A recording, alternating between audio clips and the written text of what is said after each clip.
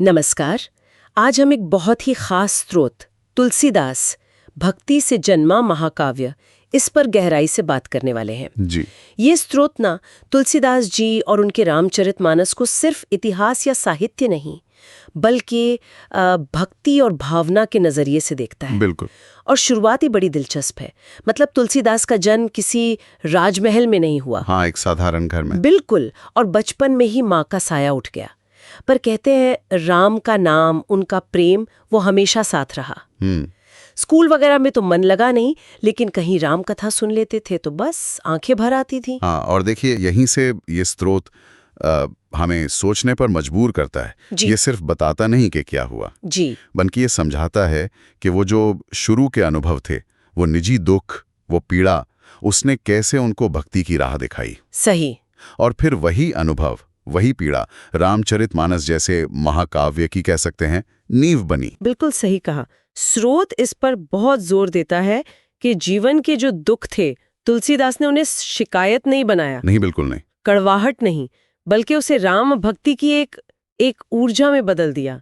एक जगह लिखा है बड़ा सुंदर, हर आंसू जो गिरा वो स्याही बन गया राम नाम लिखने के लिए। वाह, क्या बात है। उनका अकेलापन ही जैसे श्लोक बन गया।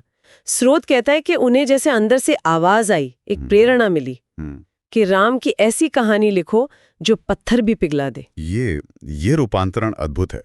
और स्रोत इसे सिर्फ एक भावनात्मक बदलाव नहीं मानता। अच्छा। वो इसे एक तरह की आध्यात्मिक दीक्षा की तरह देखता है। अच्छा। मतलब जब बहुत गहरी व्यक्तिगत पीड़ा होती है ना, हाँ, और वो रचनात्मक और आध्यात्मिक ऊर्जा बन जाए, हाँ, तो फिर रामचरितमानस जैसे ग्रंथ बनते हैं। बिल्कुल। ये सिर्फ कहानी नहीं रह जाती, फिर ये एक अनुभव बन जाता है, लिखने वाले की आत्मा से जुड़ा हुआ। और वो अनुभव उसके बनने का क्षण जरा सोचिए।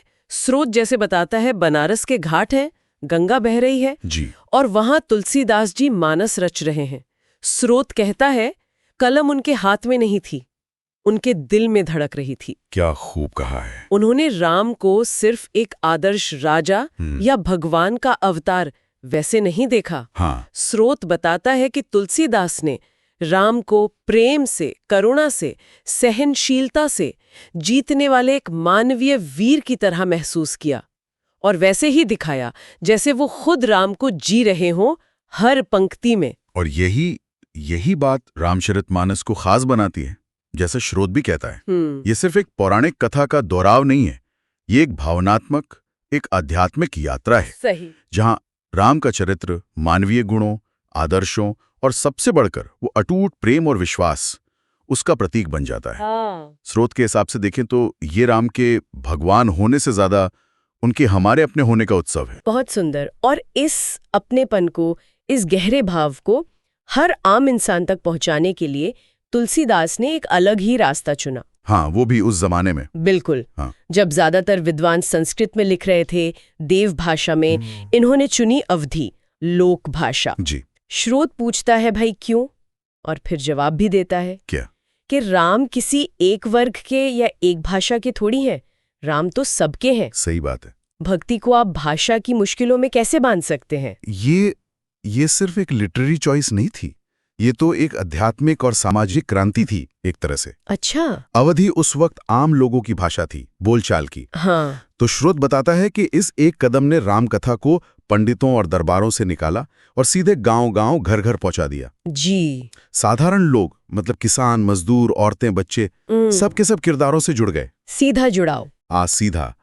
स्रोत के अनुसार जैसे सीता का प्रेम है, भरत का त्याग, हनुमान की वो आशा, वो शक्ति, ये सब अवधि में इतनी आसानी से बहा कि हर कोई अपना मानने लगा। इसने राम को सिर्फ पूज्य नहीं बनाया, बल्कि लोगों का अपना हीरो बना दिया, जनमानस का नायक। और शब्दों का असर देखिए।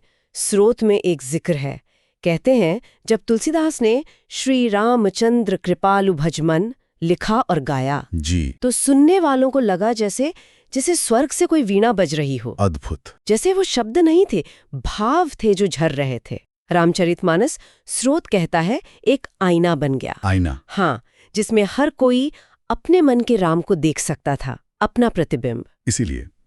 इसीलिए स्रोत इसे सिर्फ किताब या ग्रंथ नहीं कहता, वो इसे भाव कहता है, एक प्रेम पुस्तक। प्रेम पुस्तक। हाँ, इसमें सीता की मर्यादा है, लक्ष्मण की वो निष्ठा, हनुमान की भक्ति, ये सब तर्क से नहीं, सीधे दिल में उतरती हैं। बिल्कुल। स्रोत का मानना है कि मानस पढ़ना या सुनना ये सिर्फ कहानी जानना नहीं है, ये अपने अंदर के राम को जगाने जैसा है।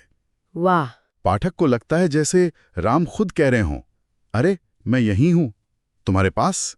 तो इस स्रोत के जरिए हमने देखा कि रामचरितमानस सिर्फ एक महान साहित्यिक रचना नहीं है। नहीं, उससे कहीं ज्यादा है। हाँ, ये एक संत के अपने दर्द, उनके गहरे प्रेम, उनकी अटूट भक्ति, उसका जीता जागता रूप है। जी। एक ऐसी कृति जो उनके अकेलेपन से निकली और आज करोड़ों लोगों की एक साझी विरासत बन गई है। बिल्कुल। आज भी देखिए मंदिरों में, घरों में मानस उसी श्रद्धा से, उसी अपनेपन से पढ़ा जाता है, सुना जाता है। सचमुच। और ये सोचना कितना कितना दिलचस्प है कि कैसे एक इंसान की गहरी निजी आस्था और लोक भाषा का वो सरल सा चुनाव, उसने एक ऐसी रचना बना दी जो सदियों बाद भी उतनी ही ताजी लगती है, उतनी ही अपनी। सही कहा। जैसे वो आज भी सीधे हमसे, हमारे दिल से बात कर रही हो। ये सोचने वाली बात है कि क्या आज के दौर में भी, हाँ, क्या आज भी ऐसी गहरी अनुभूति और इतनी सरल अभिव्यक्ति मिलकर कुछ ऐसा बना सकती है जो वक्त को मात दे दे?